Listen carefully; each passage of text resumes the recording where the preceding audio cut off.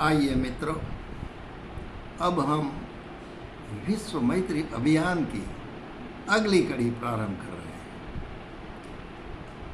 हमने आज तक देखा कि एक गरीब गाय को गरीब इसीलिए कही कि बेचारी निरीह पशु है, उसको उनका मालिक जहाँ भी ले जाना चाहता है वहाँ जाती है, फिर चाहे वो उनका खेत हो चाहे कत्ल खाना। गाय की बहुत दयनीय स्थिति की बात है, कत्लेआम चल रही है, इनका रास्ता कत्ल खाने की ओर लोगों ने बढ़ा दिया है, समझदार लोगों ने।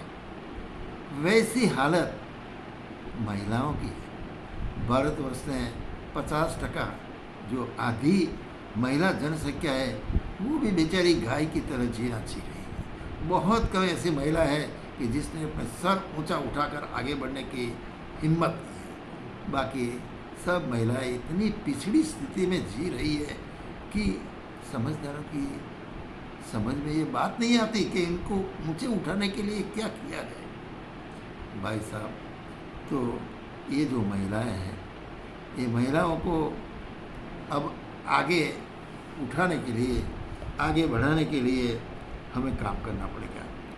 समझदार वर्ग को अब सहानुभूतिपूर्वक आगे बढ़ना पड़ेगा। अगर वो आगे बढ़ते हैं तो निश्चित रूप से मानिए कि समाज की स्थिति बदलेगी, महिलाओं की स्थिति बदलेगी, वो आगे बढ़ेगी। हमारा एक दोस्त है सुरेश भाई शर्मा जी, इनके मन में ये बात आई। बहुत समझदार, विद्वान, वेदों का ज्ञाता और सेवाभावी कार्यकर है। परम पूज्य गुरुदेव के शिक्षित और दीक्षित है वो। उनने अपने नागदा विस्तार में 3 गौशालाएं शुरू की। गायों को कत्ल खाने जाती रोककर उनने अपने वहाँ उनको पाला। 3 गौशालाएं चला रहे हैं वो लोग, सहयोग दे रहे हैं और गायों का गोबर और इनसे जो उत्पादन की चीज़ें हैं उससे से उसका निर्वाह चला है दान दक्षिणा से। उनने वहाँ बगीचे लगाए हैं, तो इसके जो वृक्षारोपण का कार्यक्रम है वो भी उन्होंने शुरू किया है। बहुत बढ़िया काम कर रहे हैं। समाज में ऐसे लोगों को आगे आना चाहिए। समाज को ऊंचा उठाने के लिए इनको आगे आना चाहिए। भाई साहब, गाय के लिए इतनी सारी व्यवस्था उन लोगों ने बनाई है कि देखते ही रहते हैं। बहुत तो गाय और महिला, ये दोनों जो निरीह है, उनको बचाने के लिए, उनको ऊंचा उठाने के लिए, उनको अच्छे कार्य में नियोजित करने के लिए, उनका जीवन बनाने के लिए हमें आगे आना चाहिए। छत्तीसगढ़ एक ऐसा इलाका है, छत्तीसगढ़ बहुत बड़ी विस्तार है। वहाँ की जो बच्चियाँ हैं इतनी निरक्षर है, इतनी भूरी भाली है, उनके ऊंचे उठाने के लिए कोई सक्रिय प्रयत्न नहीं किया गया। न तो उनकी आर्थिक स्थिति मजबूत है, वो कंगाल स्थिति में वो जी रही है, न वहाँ रास्ता है, पहाड़ी पथरीला रास्ता। उसी में एक आदमी, सेवाभावी आदमी, जो जनसेवक भी और गौ सेवक भी, नाम है इसका 80 साल का वो जो आयु वाला व्यक्ति है, उसका नाम है हरि सिद्धार जी, जिसको सब लोग हरि बाबा से पुकारते हैं। उसके मन में एक योजना उठी कि हमें इसके लिए कुछ काम करना है। भाई साहब, अब वो चुप नहीं बैठ रखा, वो आलस में उसने दिन नहीं काटा, वो नींदा नहीं रहा। उसने तुरंत एक योजना बनाकर उस योजना को अमेरिका तक पहुंचा दी और अमेरिका ने इस योजना से प्रभावित होकर वहाँ शिकागो में रहती डॉक्टर कुसुमन पटेल इतनी प्रभावित हुई, उनने उनको कहा कि आप तो कार्यक्रम रखिए, बहुत बढ़िया है, ये अदृश्य क्रांति है, मैं इसकी अध्यक्षा बन के आपके वहाँ आऊँगी और आपके कार्य में सक्रिय बनकर भाग लूँगी और इस संदेश को जन जन तक पहुँचाने में आप और मैं बिल्कुल लोगों के सहयोग से काम करेंगे। भाई साहब, वो आई और इतना बढ़िया कार्यक्रम हुआ कि अखबारों ने भूरी भूरी प्रशंसा की, गाय के लिए क्या किया जाए। अच्छा, तो ये है, सतयुग के 4 पाँव होते हैं। एक है गाय, गाय के उद्धार के लिए तो उन्होंने काम शुरू कर दिया। अब दूसरी है गंगा। गंगा सगर राजा के 60,000 पुत्रों के उद्धार के लिए स्वर्ग से नीचे उतरी और महाकाल की जटाओं में वो प्रवेश कर गई। वहाँ से निकलकर वो सुरसरी पीछे पीछे चली भगीरथ के पीछे और सगर राजा के 60,000 पुत्र का उद्धार कर दिया भाई साहब।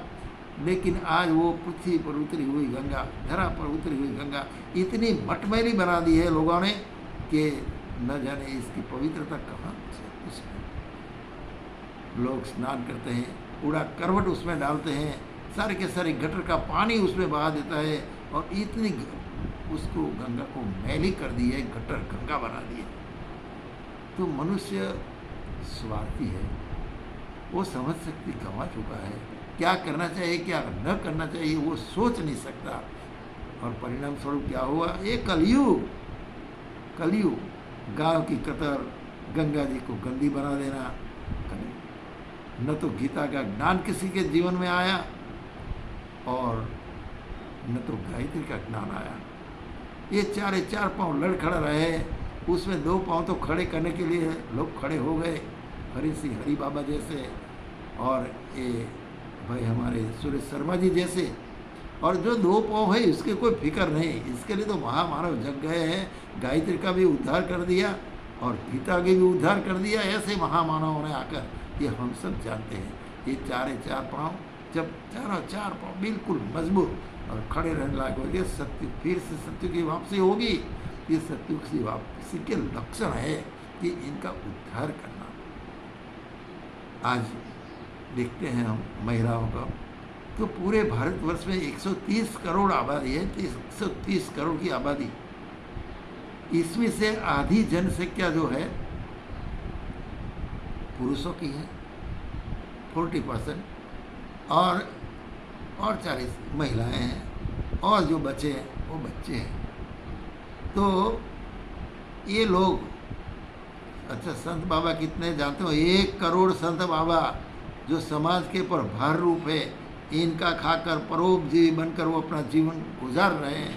अगर इसमें समझ शक्ति आ जाए, अगर वो कुछ करना चाहे, वो अपना धर्म बजाना चाहे, तो भाई साहब एक साधु, एक संत जो बाबा बन गए हैं, इनके पीछे कितने के 40 पुरुष आ जाएंगे।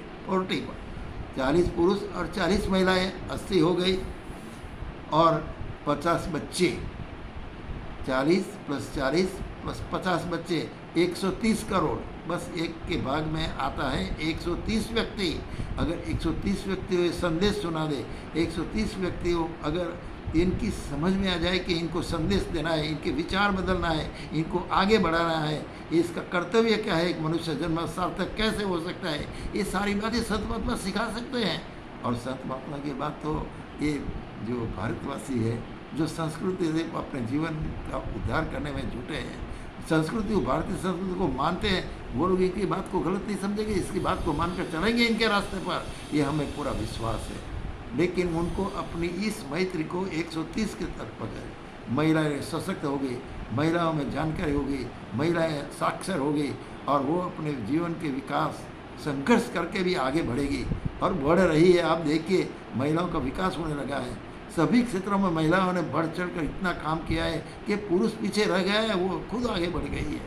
तो न जाने आगे जो आने वाला समय है वो शायद महिलाओं की जो है उनकी सत्ता में आ जाएगा, वही संचालन करेगी, वही व्यवस्था करेगी और पुरुष भाई लोग उनको सहयोग करेंगे और बच्चे में वो संस्कार होंगे राम लक्ष्मण भरत शत्रुघ्न जैसा।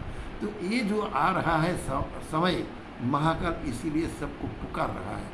अब हम इनकी पुकार सुने भाई साहब, तो निश्चित रूप से मानिए कि हमारा ये विश्व मैत्री अभियान जो हमने चलाया है और आप सभी लोगों के सहयोग से इतना सफल हो जाएगा कि इसकी तो हम कल्पना तक नहीं कर सकते।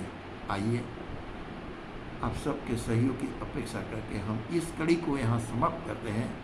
गाय को बचाओ, महिलाओं को बचाओ, गायत्री और गीता को जीवन में लाओ और आगे बढ़ो। उदय सिंह चौहान का आप सभी को सप्रेम